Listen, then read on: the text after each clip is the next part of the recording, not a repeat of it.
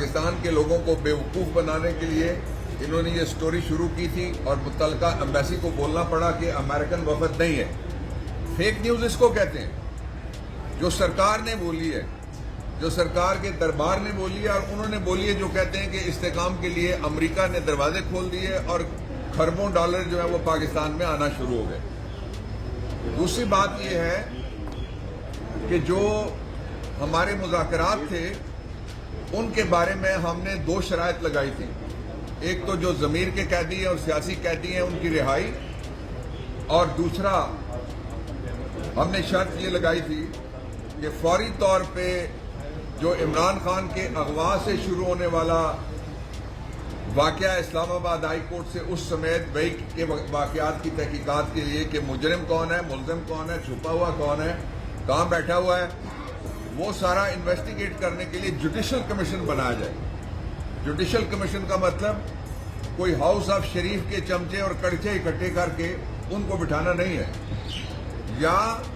جو اردلی اکٹھے کرنا نہیں ہے, یا فارم 47 والے ان کے ساتھ گفتگو کرنا نہیں تھا. پہلا مطالبہ بھی نہیں پورا ہوا تھا ہمارا. دوسرا مطالبہ اس کا دوسرا حصہ یہ تھا کہ جہاں یا میڈیا کے آزاد میڈیا کی صحافتی تنظیموں اور نمائندوں پہ جس چوک میں حملہ ہوا, اس سے پہلے 26/11 کو یہیں پہ رات کو لائٹیں بند کر کے حملہ کیا گیا, جس میں بے شمار لوگ زخمی ہوئے, شہید ہوئے, اور بے شمار لوگ ابھی بھی 5 سے 7 ہزار, یہ مختلف جگہ پہ جو گورنمنٹ کہتی رہی ہے مختلف ہائی کورٹس کو, آج تک بھی لوگ غائب ہیں. اور یہ مطالبات اگر پورے نہیں ہوتے تو پھر یہ بے معنی تھا اور لایعنی تھا. میں تو پہلے دن سے ان مذاکرات کا مخالف تھا. ہم ان کو لیجیٹمیسی نہیں دیتے, لیکن اب جو فیصلہ کیا گیا ہے تحریک انصاف کی طرف سے وہ اس لیے کیا گیا ہے کہ جو چول ماری ہے شہباز شریف نے اور شو بازی کی ہے جو فارم 47 والے وزیر اعظم نے, وہ یہ ہے کہ جو قاتل ہیں, جو حکومت قاتل ہے, جو نظام قاتل ہے, اس کے ساتھ بیٹھنے کے لیے وہ کہتا ہے کہ پارلیمنٹ کے اندر اس پہ گفتگو کی جائے. یہ وہی طریقہ ہے جو انہوں نے سبزہ دار کیس کا سانحہ دبانے کے لیے اختیار کیا تھا. یہ وہی طریقہ ہے جو انہوں نے ماڈل ٹاؤن 1 اور 2 کو دبانے کے لیے اختیار کیا گیا تھا. اس لیے ہم اس کو مسترد کرتے ہیں. ان کے ساتھ کوئی مذاکرات نہیں ہے, اور پاکستان کے سب سے بڑی عدالت میں کھڑے ہو کے جو ہمارا کانسٹیٹیوشنل بینچ ہے, میں ان سے گزارش کرنا چاہتا ہوں کہ پاکستان میں شہری آزادیوں کے لیے آپ اس بات کا سو موٹو نوٹس لیں under article 184(3) of the constitution کہ کیوں ایک پارٹی کو پرامن مظاہرہ, پرامن جلسہ, پرامن جلوس, پرامن احتجاج کرنے کی اجازت نہیں ہے. صرف ایک پارٹی کو, وہ پاکستان تحریک انصاف ہے. دوسرا یہ ہے کہ میں نے جو کل خط آیا ہے جناب چیف جسٹس صاحب کی خدمت میں پاکستان تحریک انصاف کے چیئرمین, اس کے حوالے سے میں 2 باتیں اور اضافی عرض کرنا چاہتا ہوں جناب چیف جسٹس صاحب کی توجہ کے لیے. پہلی بات یہ ہے کہ 5 وزرائے اعظم, 2 صدر مملکت, 1 آرمی چیف, 1 نیول چیف, ان سب کے ٹرائل کھلی عدالتوں میں ہوئے جہاں عام لوگوں کے ٹرائل ہوتے ہیں. جو آپ میں سے لوگ جاتے ہیں ان کو پتا ہے کہ پنجرے کے اندر ٹرائل ہو رہا ہے. صحافی ایک اور ڈربے میں بند کیے جاتے ہیں, باقاعدہ ڈربہ بنا ہوا ہے, اس میں بند کیے جاتے ہیں, اور پھر کہا جاتا ہے یہ آزادانہ ٹرائل ہے. عمران خان کو جوڈیشل کمپلیکس کی عدالت میں پیش کیا جائے, اسلام آباد ہائی کورٹ میں پیش کیا جائے. سپریم کورٹ آف پاکستان میں عمران خان 2 دفعہ کہہ چکے ہیں جو ان کے مقدمات پینڈنگ ہیں, اور ایک مقدمہ ان کا ایسا پینڈنگ ہے 2017 کا جس میں میں بھی وکیل ہوں, ان کو بھی ذاتی حیثیت میں عدالتوں کے اندر بلایا جائے. یعنی اگر عدالت بھی محفوظ جگہ نہیں ہے تو پھر اس ملک کا اللہ حافظ ہے. جوڈیشل کمپلیکس بھی محفوظ جگہ نہیں ہے تو اس ملک کا اللہ حافظ ہے. اگر جو نظام عدل ہے اس کے اندر خطرہ ہے کسی قیدی کو, اور جو اکیلا قیدی ہے وہ زیادہ سے زیادہ کیا کرے گا, اس کی ایک فوٹو آ جانی ہے, زیادہ سے زیادہ کیا کرے گا,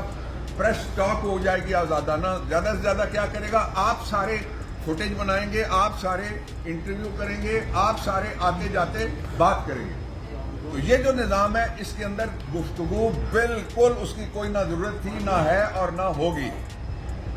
تیسری جو امپورٹنٹ بات ہے میں آپ کے سامنے رکھنا چاہتا ہوں وہ یہ ہے کہ پاکستان میں بڑے شدید سنگین حالات ہیں، ہمارا جو مغربی بارڈر ہے اس کے اوپر، اور اس بارڈر کے اوپر توجہ دینے کی بجائے آپ کے پیسے، آپ کے وسائل، آپ کی ریاست، آپ کے ادارے سارے وہ عمران خان کے خلاف جھونک دیے گئے۔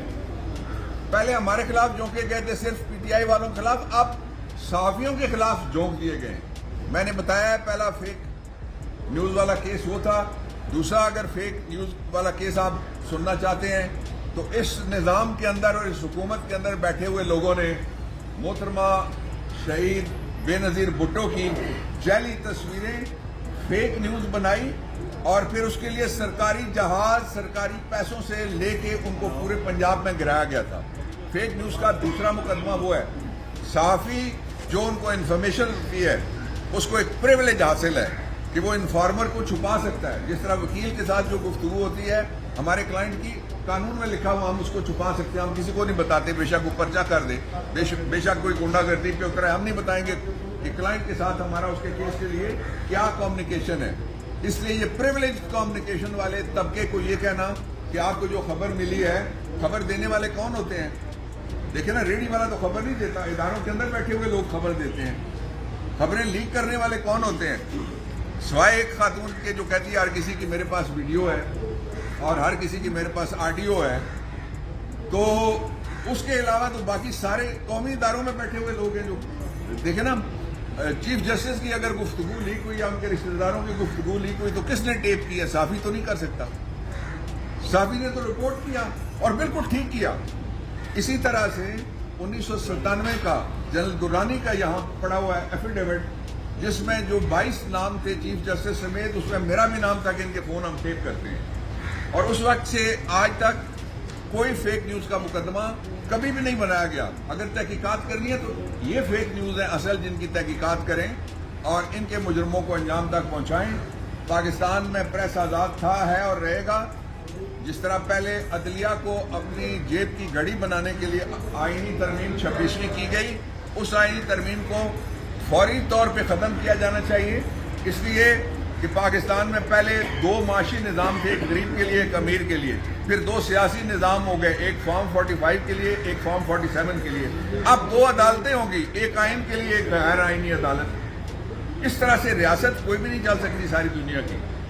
اور جو آخری بات میں کہنا چاہتا ہوں وہ یہ ہے کہ پاکستان تحریک انصاف اس جو پیکا بنایا گیا تھا 2016 میں، اس کے اندر جو اب آئی ہے ایک اتھارٹی، اس اتھارٹی کا کام ہوگا جرمانے کرنا، صحافیوں کو، ورکنگ جرنلسٹ کو جرمانے کرنا، اور دوسرا یہ ہے کہ اس میں 3 سال کی قید ہے، 2 ملین جرمانہ ہے، یا دونوں سزائیں ہیں۔ تو یہ سزائیں وہ ہیں جو اس سے پہلے صرف نازی جرمنی میں ہٹلر کے گوئبلز نے، اور یہ جو پاکستان کا گوئبلز ہے اس نے بھی بڑی سپورٹ کی ہے اس کی، ان کو شرم آنی چاہیے۔